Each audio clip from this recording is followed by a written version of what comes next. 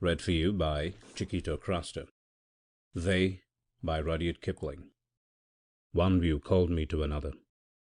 One hill topped to its fellow, half across the county, and since I could answer at no more trouble than the snapping forward of a lever, I let the county flow under my wheels.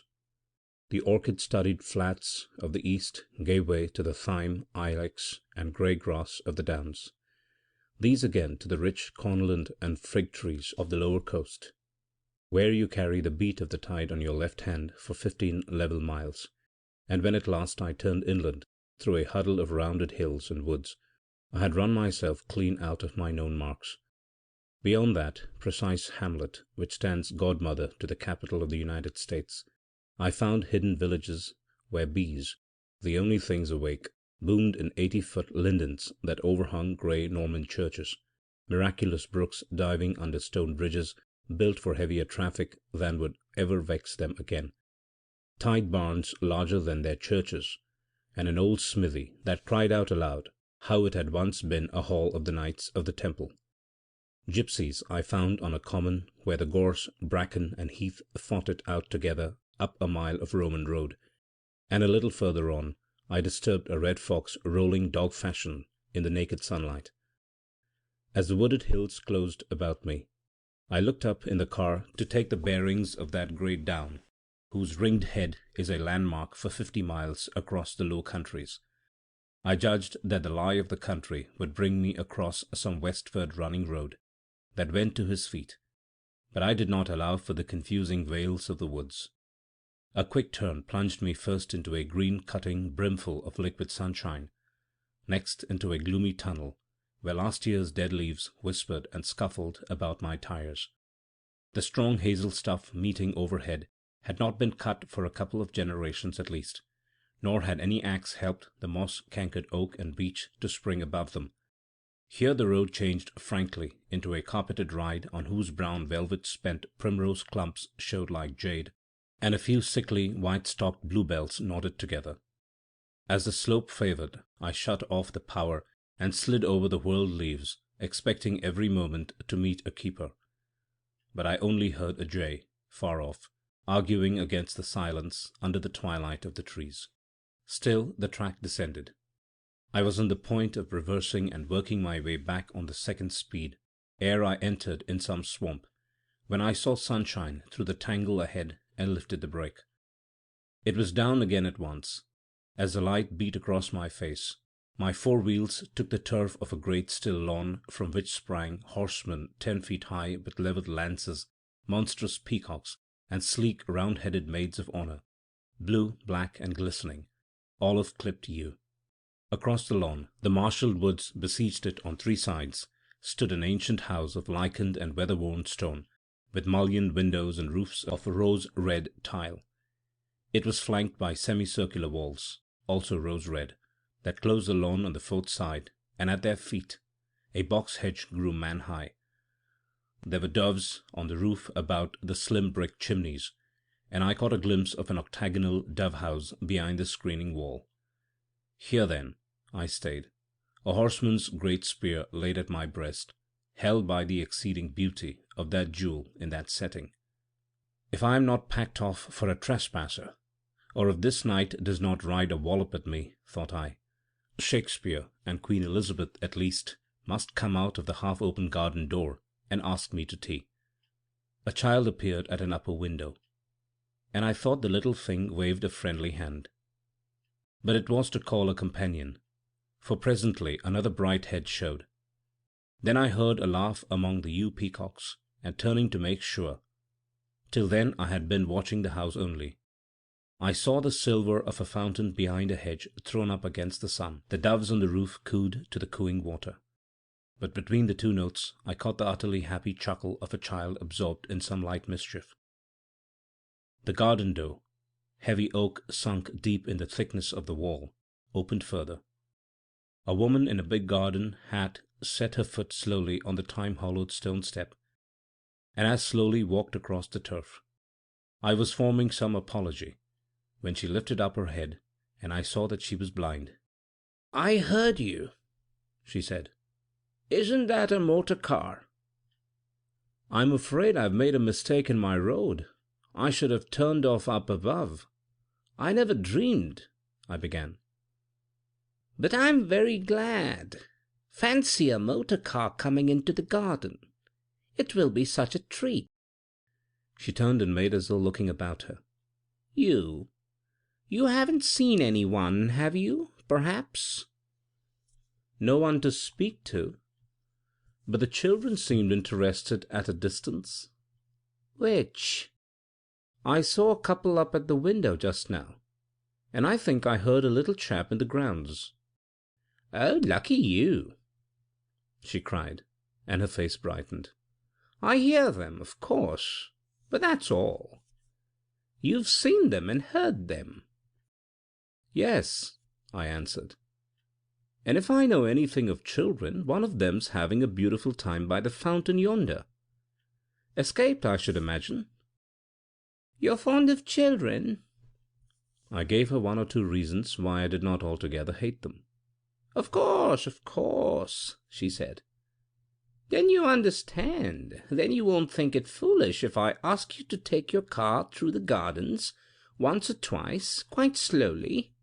I'm sure they'd like to see it. They see so little, poor things. One tries to make their life pleasant, but—" She threw out her hands towards the woods. "We're so out of the world here." "That will be splendid," I said. "But I can't cut up your grass." She faced to the right. "Wait a minute," she said. "We're at the south gate, aren't we? Behind those peacocks there's a flagged path. We call it the Peacock's Walk. You can't see it from here, they tell me, but if you squeeze along by the edge of the wood, you can turn at the first peacock and get on to the flags." It was sacrilege to wake that dreaming house front with the clatter of machinery, but I swung the car to clear the turf, brushed along the edge of the wood, and turned in on the broad stone path where the fountain basin lay like one star sapphire. "May I come too?" she cried. "No, please don't help me. They'll like it better if they see me." She felt away lightly to the front of the car, and with one foot on the step she called, "Children, oh children, look and see what's going to happen." The voice would have drawn lost souls from the pit, for the yearning that underlay its sweetness, and I was not surprised to hear an answering shout behind the yews. It must have been the child by the fountain, but he fled at our approach, leaving a little toy boat in the water. I saw the glint of his blue blouse among the still horsemen. Very disposedly we paraded the length of the walk, and at her request backed again. This time the child had got the better of his panic, but stood far off and doubting. "The little fellow's watching us," I said. "I wonder if he'd like a ride." "They're very shy still, very shy. But oh, lucky you to be able to see them. Let's listen." I stopped the machine at once, and the humid stillness, heavy with the scent of box, cloaked its deep. Shears I could hear where some gardener was clipping, a mumble of bees, and broken voices that might have been the dove's. "Oh, and kind," she said weariedly. "Perhaps they're only shy of the motor. The little maid at the window looks tremendously interested." "Yes?" She raised her head. "It was wrong of me to say that. They are really fond of me. It's the only thing that makes life worth living, when they're fond of you, isn't it? I don't think what the place would be without them. By the way, is it beautiful?" "I think it is the most beautiful place I have ever seen." "So they all tell me. I can feel it, of course, but that isn't quite the same thing." "Then have you never—" I began, but stopped abashed. "Not since I can remember. It happened when I was only a few months old, they tell me. And yet I must remember something, else how could I dream about colours? I see light in my dreams and colours, but I never see them. I only hear them just as I do when I'm awake." It's difficult to see faces in dreams. Some people can, but most of us haven't the gift," I went on, looking up at the window where the child stood all but hidden. "I've heard that too," she said. "And they tell me that one never sees a dead person's face in a dream. Is that true?" "I believe it is, now I come to think of it." "But how is it with yourself? Yourself?" The blind eyes turned towards me. "I have never seen the faces of my dead in any dream," I answered. "Then it must be as bad as being blind." The sun had dipped behind the woods, and the long shades were possessing the insolent horsemen one by one. I saw the light die from off the top of a glossy-leaved lance, and all the brave hard green turn to soft black. The house, accepting another day at end, as it had accepted 100,000 gone, seemed to settle deeper into its rest among the shadows. "Have you ever wanted to?" she said after the silence. "Very much sometimes," I replied. The child had left the window as the shadows closed upon it. "Ah, so have I. But I don't suppose it's allowed. Where'd you live?" "Quite the other side of the county. 60 miles and more. And I must be going back. I've come without my big lamp." "But it's not dark yet. I can feel it." "I'm afraid it will be by the time I get home. Could you lend me someone to set me on my road at first? I've utterly lost myself." "I'll send Madden with you to the crossroads. We are so out of the world, I don't wonder you were lost. I'll guide you round to the front of the house, but you will go slowly, won't you, till you're out of the grounds? It isn't foolish, do you think?" "I promise you I'll go like this," I said, and let the car start herself down the flagged path. We skirted the left wing of the house, whose elaborately cast lead guttering alone was worth a day's journey, passed under a great rose-grown gate in the red wall, and so round to the high front of the house, which in beauty and stateliness as much excelled the back as that all others I had seen. "It is so very beautiful," she said wistfully when she heard my raptures. "And you like the lead figures, too. There's the old azalea garden behind. They say that this place must have been made for children. Will you help me out, please?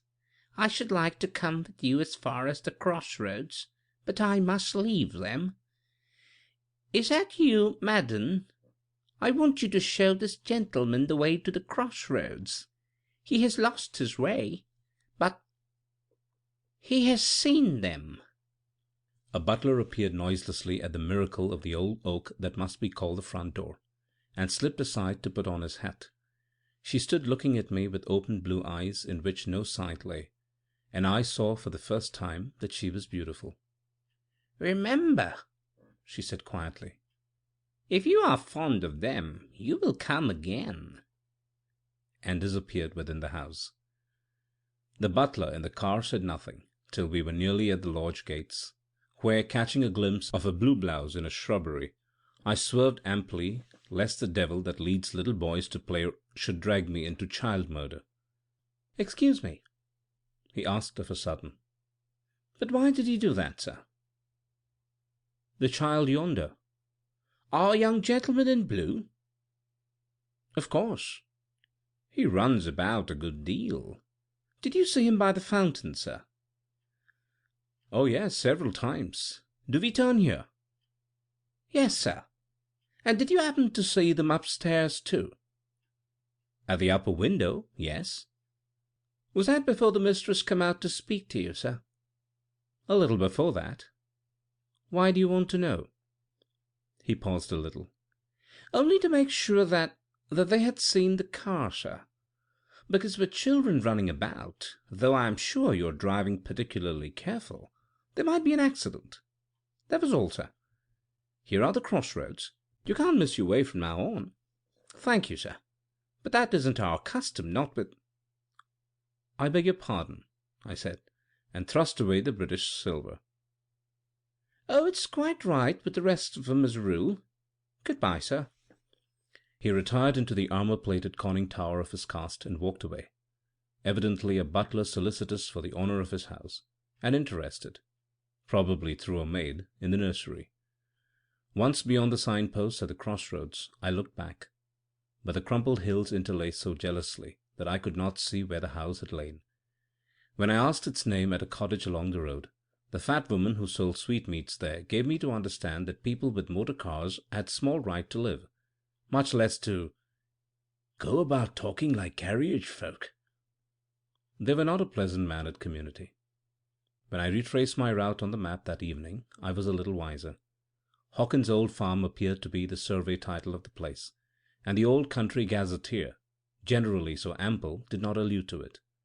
The big house of those parts was Hodnington Hall, Georgian with early Victorian embellishments, as an atrocious steel engraving attested. I carried my difficulty to a neighbour, a deep-rooted tree of that soil, and he gave me a name of a family which conveyed no meaning. A month or so later I went again, or it may have been that my car took the road of her own volition. She overran the fruitless downs, threaded every turn of the maze of lanes below the hills, drew through the high-walled woods, impenetrable in their full leaf, came out at the cross-roads where the butler had left me, and a little further on developed an internal trouble which forced me to turn her into a grass way-waste that cut into a summer-silent hazel wood. So far as I could make sure by the sun and a 6-inch ordnance map, this should be the road flank of that wood which I had first explored from the heights above. I made a mighty serious business of my repairs, and a glittering shop of my repair kit, spanners, pump, and the like, which I spread out orderly upon a rug. It was a trap to catch all childhood, for on such a day, I argued, the children would not be far off. When I paused in my work, I listened, but the wood was so full of the noises of summer, though the birds had mated, that I could not at first distinguish these from the tread of small cautious feet stealing across the dead leaves. I rang my bell in an alluring manner, but the feet fled, and I repented, for to a child a sudden noise is very real terror. I must have been at work half an hour, when I heard in the wood the voice of the blind woman crying, "Children, oh children, where are you?" And the stillness made slow to close on the perfection of that cry. She came towards me, half feeling her way between the tree boles, and though a child, it seemed, clung to her skirt, it swerved into the leafage like a rabbit as she drew nearer. "Is that you?" she said. "From the other side of the county?" "Yes, it's me, from the other side of the county." "Then why didn't you come to the upper woods? They were there just now." "They were here a few minutes ago. I expect they knew my car had broken down and came to see the fun." "Nothing serious, I hope? How do cars break down?" "In 50 different ways. Only mine has chosen the 51st. She laughed merrily at the tiny joke, cooed with delicious laughter, and pushed her hat back. "Let me hear," she said. "Wait a moment," I cried, "and I'll get you a cushion." She set her foot on the rug all covered with spare parts, and stooped above it eagerly. "What delightful things!" The hands through which she saw glanced in the checkered sunlight. "A box here, another box. Why, you've arranged them like playing shop." I confess now that I put it out to attract them. I don't need half those things, really." "How nice of you. I heard your bell in the upper wood. You say they were here before that?" "I'm sure of it. Why are they so shy? That little fellow in blue who was with you just now ought to have got over his fright. He's been watching me like a red Indian." "It must have been your bell," she said. "I heard one of them go past me in trouble when I was coming down. They're shy, so shy even with me." She turned her face over her shoulder and cried out, "Children, oh children, look and see." "They must have gone off together of their own affairs," I suggested, for there was a murmur behind us of lowered voices broken by the sudden squeaking giggles of childhood. I returned to my tinkerings, and she leaned forward, her chin on her hand, listening interestedly. "How many are they?" I said at last. The work was finished, but I saw no reason to go. Her forehead puckered a little in thought. I don't quite know, she said simply. Sometimes more, sometimes less. They come and stay with me because I love them, you see. That must be very jolly, I said, replacing a drawer, and as I spoke I heard the inanity of my answer. You aren't laughing at me, she cried. I haven't any of my own. I never married. People laugh at me sometimes about them because... Because they're savages, I returned. It's nothing to fret for. That sort laugh at everything that isn't their own fat lives. I don't know. How should I? I only don't like being laughed at about them. It hurts. And when one can't see, I don't want to seem silly. Her chin quivered like a child's as she spoke. But we blindies have only one skin, I think. Everything outside hits straight at your souls. It's different with you. You've such good defenses in your eyes, looking out before anyone can really pain you in your soul. People forget that with us. I was silent, reviewing that inexhaustible matter. The more than inherited, since it is also carefully taught, brutality of the Christian peoples, besides which were the mere heathendom of the West Coast nigger, is clean and restrained. It led me a long distance into myself. "Don't do that," she said of a sudden, putting her hands before her eyes. "What?" She made a gesture with her hand. "That. It's all purple and black. Don't. That color hurts." "But how in the world do you know about colors?" I exclaimed. For here was a revelation indeed. "Colors as colors?" she asked. "No, those colors which you saw just now." "You know as well as I do," she laughed. "Else you wouldn't have asked that question. They aren't in the world at all. They're in you. When you went so angry." "Do you mean a dull purplish patch, like port wine mixed with ink?" I said. "I've never seen ink or port wine, but the colors aren't mixed. They are separate, all separate." "Do you mean black streaks and jags across the purple?" She nodded. "Yes, if they are like this," and zigzagged her finger again. "But it's more red and purple, that bad color." "And what are the colors at the top of whatever you see?" Slowly she leaned forward and traced on the rug the figure of the egg itself. "I see them so," she said, pointing with a grass stem. "White, green, yellow, red, purple. And when people are angry or bad, black across the red, as you were just now." "Who told you anything about it? In the beginning?" I demanded. "About the colors? No one. I used to ask what colors were when I was little, in table covers and curtains and carpets, you see, because some colors hurt me and some made me happy. People told me, and when I got older, that was how I saw people."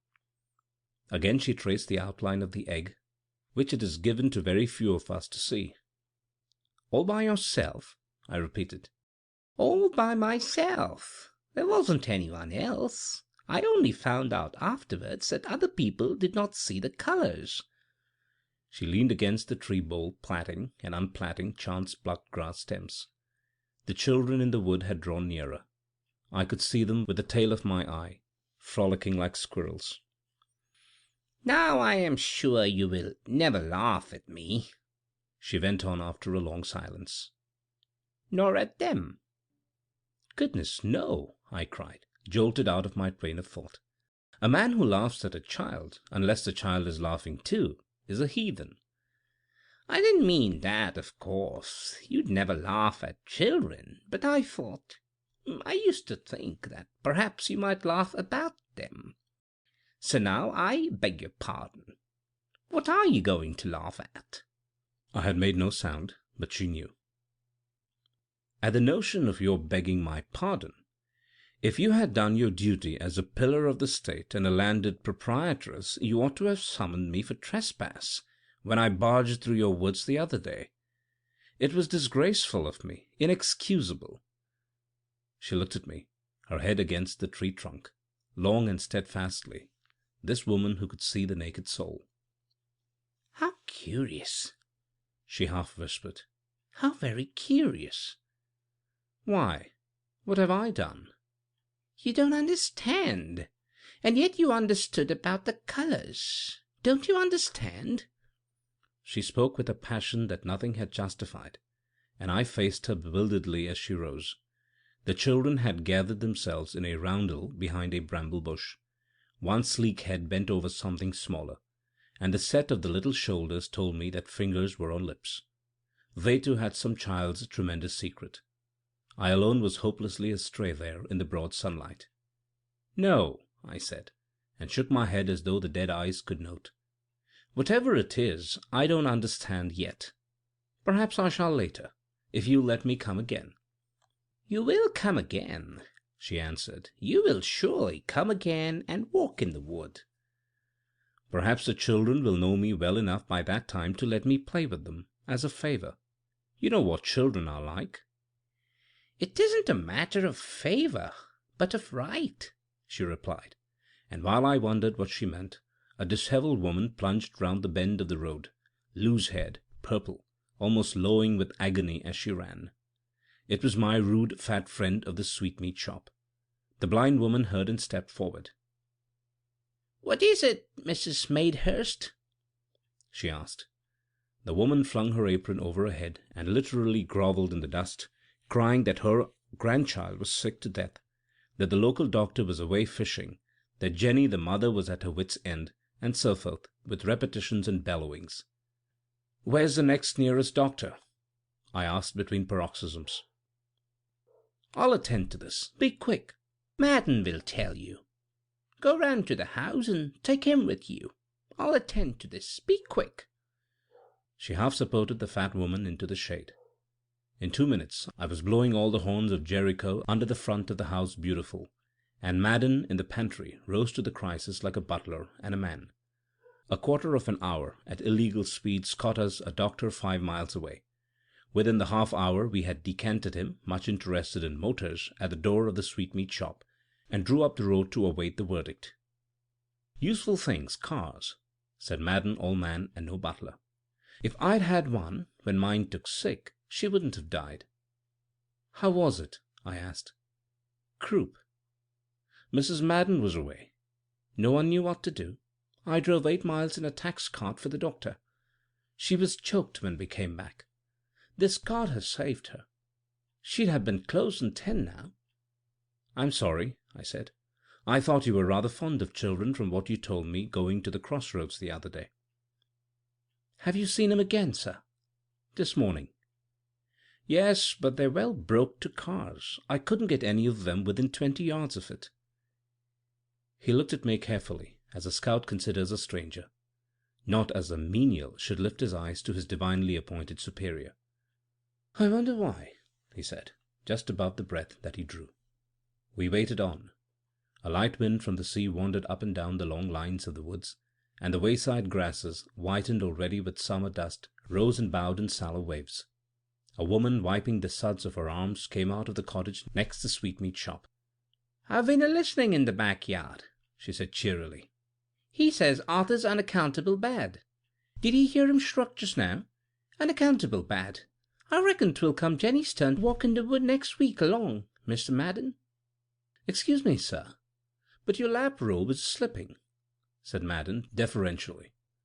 The woman started, dropped a curtsy, and hurried away. "What does she mean by walking in the wood?" I asked. "It must be some saying they use hereabout. I'm from Norfolk myself," said Madden. "They're an independent lot in this country. She took you for a chauffeur, sir." I saw the doctor come out of the cottage, followed by a draggle-tailed wench who clung to his arm as though he could make treaty for her with death. "That's odd," she wailed. "That's just as much to us as that asthma as if they was lawful born. Just as much, And God, he'd be just as pleased if you saved him, doctor. Don't take it from me. Miss Florence will tell you the very same. Don't leave him, doctor." I know," said the man. "But he'll be quiet for a while now. We'll get the nurse and the medicine as fast as we can." He signalled me to come forward with the car, and I strove not to be privy to what followed. But I saw the girl's face, blotched and frozen with grief, and I felt the hand without a ring clutching at my knees as we moved away. The doctor was a man of some humour, for I remembered he claimed my car under the oath of Aesculapius, and used it and me without mercy. First we convoyed Mrs. Maidhurst and the blind woman to wait by the sick bed till the nurse should come. Next we invaded a neat county town for prescriptions. The doctor said the trouble was cerebrospinal meningitis, and when the county institute, banked and flanked with scared market cattle, reported itself out of nurses, for the moment we literally flung ourselves loose upon the county. We conferred with the owners of great houses, magnates at the ends of overarching avenues whose big-boned womenfolk strode away from their tea-tables to listen to the imperious doctor. At last a white-haired lady, sitting under a cedar of Lebanon and surrounded by a court of magnificent bourgeois, all hostile to motors, gave the doctor, who received them as from a princess, written orders which we bore many miles at top speed, through a park, to a French nunnery, where we took over in exchange a pallid-faced and trembling sister. She knelt at the bottom of the tonneau, telling her beads without pause, till, by short cuts of the doctor's invention, we had her to the sweetmeat shop once more. It was a long afternoon crowded with mad episodes that rose and dissolved like the dust of our wheels, cross-sections of remote and incomprehensible lives through which we raced at right angles, and I went home in the dusk, wearied out, to dream of the clashing horns of cattle, round-eyed nuns walking in a garden of graves, pleasant tea-parties beneath shaded trees, the carbolic-scented grey-painted corridors of the county institute, the steps of shy children in the woods, and the hands that clung to my knees as the motor began to move. I had intended to return in a day or two, but it pleased fate to hold me from that side of the county, on many pretexts, till the elder and the wild rose had fruited. There came at last a brilliant day, swept clear from the southwest, that brought the hills within hand's reach, a day of unstable airs and high filmy clouds. Through no merit of my own I was free, and set the car for the third time on that known road. As I reached the crest of the downs I felt the soft air change, saw it glaze under the sun, and looking down at the sea, in that instant beheld the blue of the channel turn through polished silver and dull steel to dingy pewter. A laden collier hugging the coast steered outward for deeper water, and across copper-coloured haze I saw sails rise one by one on the anchored fishing fleet. In a deep dence behind me an eddy of sudden wind drummed through sheltered oaks, and spun aloft the first dry sample of autumn leaves. When I reached the bench road the sea fog fumed over the brick-fields, and the tide was telling all the groans of the gale below Ushant. In less than an hour summer England vanished in chill grey. We were again the shut island of the north, all the ships of the world bellowing at our perilous gates, and between their outcries ran the piping of bewildered gulls. My cap dripped moisture, the folds of the rug held it in pools or sluiced its way in runnels, and the salt rime stuck to my lips. Inland the smell of autumn loaded the thickened fog among the trees, and the drip became a continuous shower. Yet the late flowers, mallow of the wayside, scabious of the field, and dahlia of the garden, showed gay in the mist, and beyond the sea's breadth there was little sign of decay in the leaf. Yet in the villages the house-doors were all open, and bare-legged, bare-headed children sat at ease on the damp doorsteps to shout "Pip, pip" at the stranger. I made bold to call on the sweetmeat shop, where Mrs. Maidhurst met me with a fat woman's hospitable tears. Jenny's child, she said, had died 2 days after the nun had come. It was, she felt, best out of the way, even though insurance offices, for reasons which she did not pretend to follow, would not willingly insure such stray lives. Not but what Jenny didn't tend to Arthur as though he'd come all proper at the end of the first year, like Jenny herself. Thanks to Miss Florence, the child had been buried with a pomp which, in Mrs. Maidhurst's opinion, more than covered the small irregularity of its birth. She described the coffin within and without, the glass hearse, and the evergreen lining of the grave. "But how's the mother?" I asked. "Jenny? Oh, she'll get over it. I've felt that way with one or two of my own. She'll get over. She's walking in the wood now." In this weather? Mrs. Madehurst looked at me with narrowed eyes across the counter. "I don't know.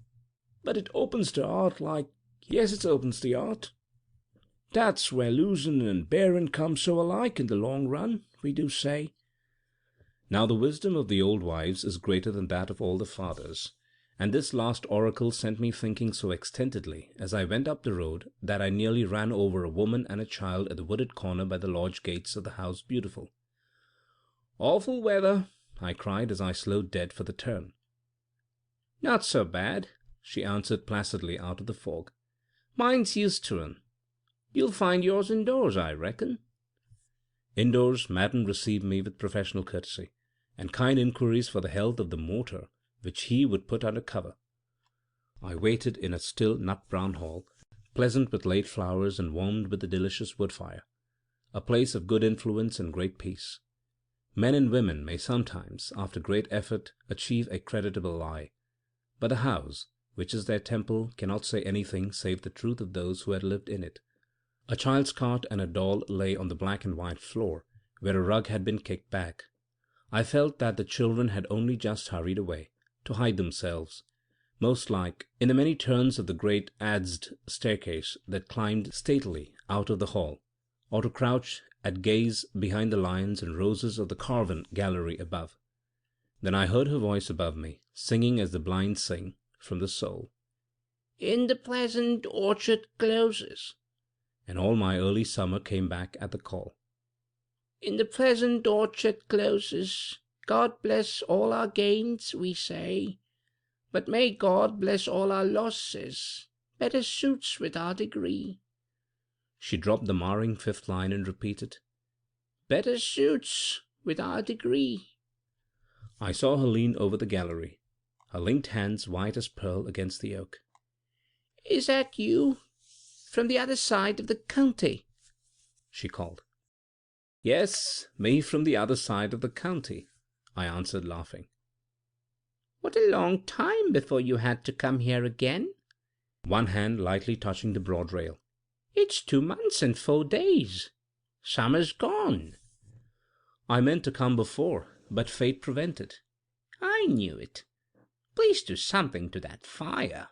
They won't let me play with it, but I can feel it's behaving badly. Hit it." I looked on either side of the deep fireplace, and found but a half-charred hedge stake with which I punched a black log into flame. "It never goes out, day or night," she said, as though explaining. "In case anyone comes in with cold toes, you see." "It's even lovelier inside than it was out," I murmured. The red light poured itself along the age-polished dusky panels till the Tudor roses and lions of the gallery took colour and motion. An old eagle-topped convex mirror gathered the picture into its mysterious heart, distorting afresh the distorted shadow, and curving the gallery lines into the curves of a ship. The day was shutting down in half a gale as the fog turned to stringy scud. Through the uncurtained mullions of the broad window I could see valiant horsemen of the lawn rear and recover against the wind that taunted them with legions of dead leaves. "Yes, it must be beautiful," she said. "Would you like to go over it? There's still light enough upstairs." I followed her up the unflinching wagon-wide staircase to the gallery, whence opened the thin-fluted Elizabethan doors. "Feel how they put the latch down low for the sake of the children." She swung a light door inward. "By the way, where are they?" I asked. "I haven't even heard them today." She did not answer at once. Then, "I can only hear them," she replied softly. "This is one of their rooms. Everything ready, you see." She pointed into a tall timbered room. There were little low gate tables and children's chairs. A doll's house, its hooked front half open, faced a great dappled rocking horse, from whose padded saddle it was but a child's scramble to the broad window-seat overlooking the lawn. A toy gun lay in a corner beside a gilt wooden cannon. "Surely they've only just gone," I whispered. In the failing light a door creaked cautiously. I heard the rustle of a frock and the patter of feet. Quick feet through a room beyond. heard that?" she cried triumphantly. "Did you? Children, oh children, where are you?" The voice filled the walls that held it lovingly to the last perfect note. But there came no answering shout such as I had heard in the garden. We hurried on from room to oak-floored room, up a step here, down 3 steps there, among a maze of passages, always mocked by our quarry. One might as well have tried to work an unstopped warren with a single ferret. There were bolt-holes innumerable, recesses in walls, embrasures of deep slitten windows now darkened, whence they could start up behind us, an abandoned fireplace 6 feet deep in the masonry, as well as a tangle of communicating doors. Above all, they had the twilight for their helper in our game.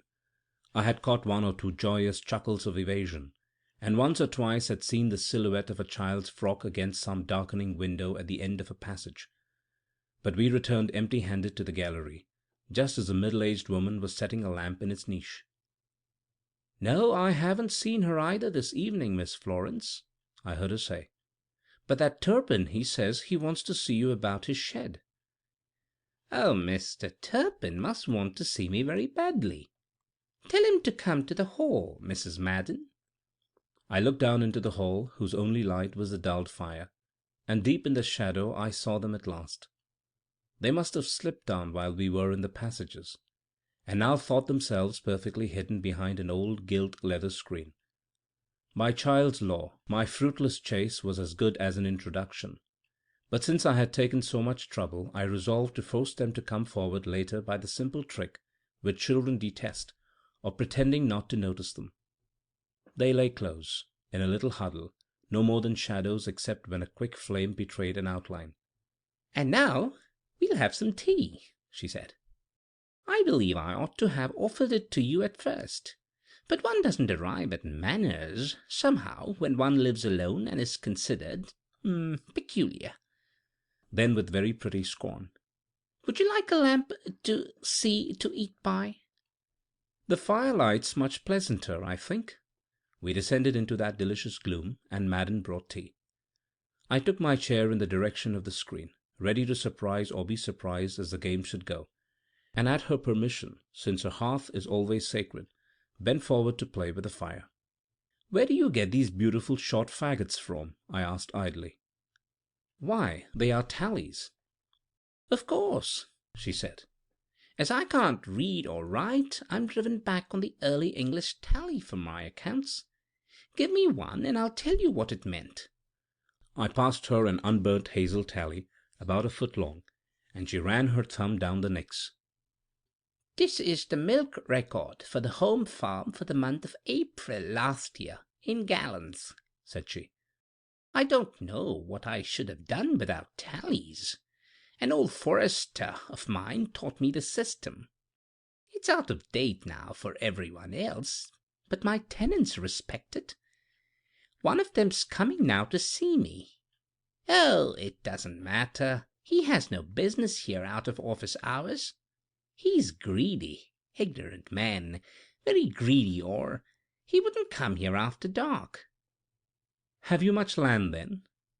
"Only a couple of 100 acres in hand, thank goodness. The other 600 are nearly all let to folk who knew my folk before me. But this Turpin is quite a new man, and a highway robber." "But are you sure I shan't be—" "Certainly not. You have the right. He hasn't any children." "Ah, the children," I said, and slid my low chair back till it nearly touched the screen that hid them. "I wonder whether they'll come out for me." There was a murmur of voices, Madden's and a deeper note at the low dark side door, and a ginger-headed, canvas-gaitered giant of the unmistakable tenant-farmer type stumbled or was pushed in. "Come to the fire, Mr. Turpin," she said. If you please, miss, I'll be quite as well by the door." He clung to the latch as he spoke, like a frightened child. Of a sudden I realized that he was in the grip of some almost overpowering fear. "Well?" "About that new shed for the young stock, that was all. These first autumn storms setting in. But I'll come again, miss." His teeth did not chatter much more than the door latch. I think not, she answered levelly. The new shed, What did my agent write you on the 15th? I fancied perhaps that if I came to see you, man to man, like, miss, but— His eyes rolled into every corner of the room, wide with horror. He half opened the door through which he had entered, but I noticed it shut again, from without and firmly. He wrote what I told him, she went on. You are overstocked already. Dunnett's farm never carried more than 50 bullocks, even in Mr. Wright's time. And he used cake. You're 67, and you don't cake. You've broken the lease in that respect. You're dragging the heart out of the farm. I'm getting some minerals, superphosphates next week. I've as good as ordered a truckload already. I'll go down to the station tomorrow about 'em. Then I can come and see you man to man, like, miss, in the daylight. That gentleman's not going away, is he?" He almost shrieked. I had only slid the chair a little further back, reaching behind me to tap on the leather of the screen. But he jumped like a rat. "No. Please attend to me, Mr. Turpin." She turned in a chair and faced him with his back to the door. It was an old and sordid little piece of scheming that she forced from him. His plea, for the new cowshed at his landlady's expense, that he might with the covered manure pay his next year's rent out of the valuation after, as she made clear, he had bled the enriched pastures to the bone. I could not but admire the intensity of his greed. When I saw him out facing for its sake whatever terror it was that ran wet on his forehead, I ceased to tap the leather, was indeed calculating the cost of the shed, when I felt my relaxed hand taken and turned softly between the soft hands of a child. So at last I had triumphed. In a moment I would turn and acquaint myself with those quick-footed wanderers. The little brushing kiss fell in the centre of my palm, as a gift on which the fingers were once expected to close. As to all faithful half-reproachful signal of a waiting child not used to neglect even when grown-ups were busiest, a fragment of the mute code devised very long ago. Then I knew. And it was as though I had known from the first day when I looked across the lawn at the high window. I heard the door shut. The woman turned to me in silence, and I felt that she knew. What time passed after this I cannot say. I was roused by the fall of a log, and mechanically rose to put it back. Then I returned to my place in the chair very close to the screen. "Now you understand," she whispered across the packed shadows. "Yes, I understand now, thank you." I only hear them. She bowed her head in her hands. I have no right, you know, no other right.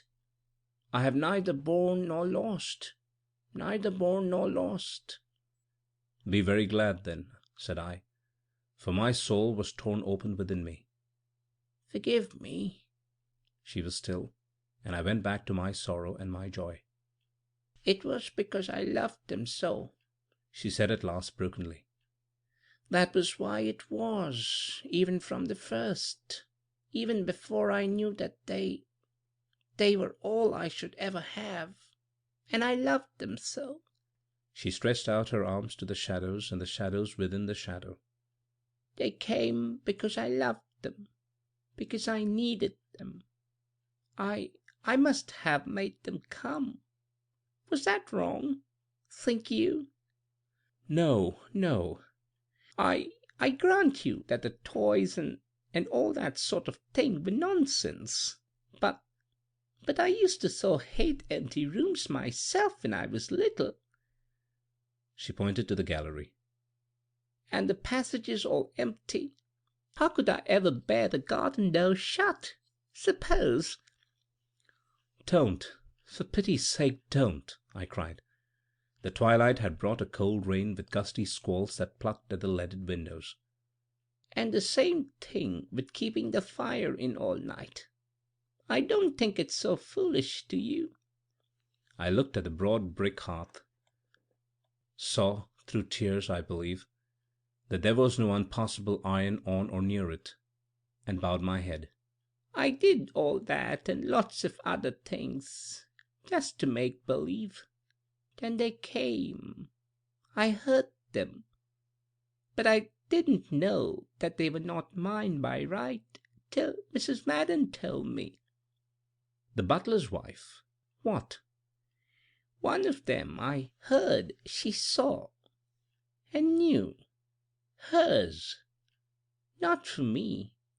I didn't know at first. Perhaps I was jealous. Afterwards I began to understand that it was only because I loved them, not because— "Oh, you must bear or lose," she said piteously. "There is no other way. And yet they love me. They must, don't they?" There was no sound in the room except the lapping voices of the fire. But we two listened intently, and she at least took comfort from what she heard. She recovered herself and half rose. I sat still in my chair by the screen. "Don't think me a wretch to whine about myself. But I'm all in the dark, you know. And you can see." In truth, I could see, and my vision confirmed me in my resolve, though that was like the very parting of spirit and flesh. Yet a little longer I would stay, since it was the last time. "You think it is wrong, then?" she cried sharply, though I had said nothing. "Not for you. 1,000 times no. For you it is right. I am grateful to you beyond words. For me it would be wrong. For me only—" "Why?" she said, but passed her hand before her face as she had done at our second meeting in the wood. "Oh, I see," she went on simply as a child. "For you it would be wrong." Then, with a little indrawn laugh, "And do you remember, I called you lucky, once, at first. You who must never come here again." She left me to sit a little longer by the screen, and I heard the sound of her feet die out along the gallery above. End of They, by Rudyard Kipling. Read for you by Chiquito Crasto, Birmingham, Alabama.